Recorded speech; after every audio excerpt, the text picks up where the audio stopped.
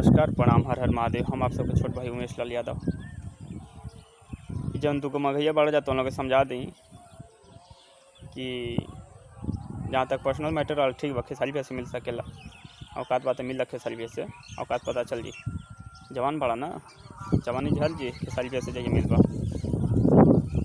और क्योंकि personal life में मत घुसा, ये घुसबा ना पर्सनल लाइफ में बुझा जाता तो के बुझात हो या पब्लिक का कहता।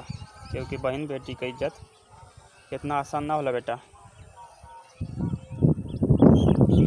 तोहरो बेटी हुई कहियो ना हुई तो न तो हुई तो बुझात हुई तो के लोग कितना गाली दे रहा बा तो के समझ में आवत हुई